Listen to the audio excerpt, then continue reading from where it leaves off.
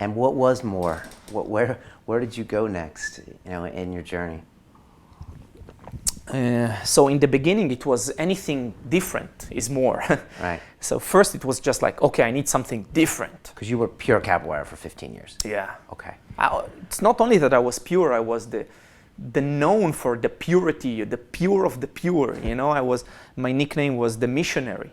I was the one, promoting the religion of capoeira. I was the most radical one, inside the club of radicals. So I wanted more, and it was first just different, some different aspects. I want, to climb a wall, to go to the rock climbing wall. I want to experience with touching the floor with my knees. I spent 15 years of my life avoiding touching my knees to the floor or touching my butt to the floor. It was like almost painful experience, because it means you fell down. In capoeira, you dirty your clothes, you fell down. You don't touch these areas to the floor. And it's a taboo. So yeah, it was just like, I need these different things. And then I started to dive into all of these things. And first, I just allowed myself to do that together with capoeira, and started to bring in all this knowledge and ideas and understandings and try to inject them back into capoeira to promote and contribute to this amazing world that I believed was one of the best, realities to experience and to practice in the best tribes and families. But little by little, it was just, like I said, it was too much. It could not contain it. The container was too small for this amount of ideas and information, and liquid was spilling out. And then I fought for a while with that until I realized I need a different container. And this container, it contains capoeira in itself, and that's why I don't feel I ever left it in many ways. I just,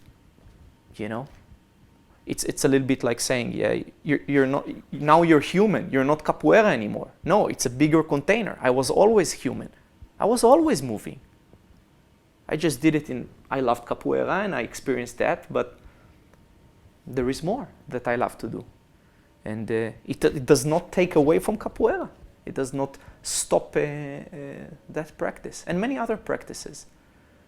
And so what was next in your journey of movement or movement exploration? Yeah, in the beginning it was a lot of research into weightlifting and strength work, to start to try to produce tools, better tools for developing capoeiristas. Myself and my students, I had hundreds of students, and I was the first one to basically take a kind of a box, a fitness kind of box, and combine it with a capoeira academy. It's still rare. It's still revolutionary in many ways around the world to do such a thing. And I was like doing cross training. My students were sprinting and doing weightlifting, Olympic weightlifting and gymnastics work. And that started research into gymnastics, and that started research into yoga and into awareness and into ballet and into dance and improvisation and Okay. It just like... When did you realize, okay, this is an Ido Portal movement? When did you realize, okay, this is something, and my name is going to be on there? Like you said, either way, it was going to be your name. And when did you realize that this is something that is me? Actually, I did not realize it completely. It happened to me.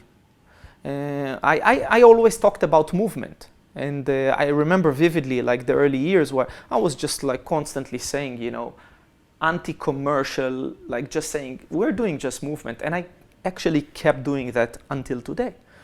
But my students started to ask, what are you doing? To each other, asking each other, like, what are we doing? What is that? And people started to say, yeah, we're doing movement. And then what kind of movement? What is that? It's Ido's stuff. And then I said, okay, maybe it's the least of the worst. Maybe it's better to put some name on it, to tag it, but still maintain the purity of the movement approach and call it movement practice versus calling it in some new name. And that's what happened. And just people made the choice for me. Eventually, they started to say Ido Portal Method, Ido Portal Movement Method, Ido Portal Movement Practice. And even even then they started to use the word method. I was not completely satisfied with that, because a method is just one small thing inside of it. The perspective is more powerful, and it's a movement perspective, and later a movement culture that gathered around it. The method is just serving that bigger thing. To watch the rest of this fascinating interview, click on the link below and go to londonrealacademy.com. There you can sign in with your social media, log in and watch the rest of the episode for free, along with all of our episodes on London Real, my webinars, and all of our premium content, all located over at londonrealacademy.com. So click on the link below, you'll be directed there and you can watch the rest of this fascinating interview, and I'll see you there.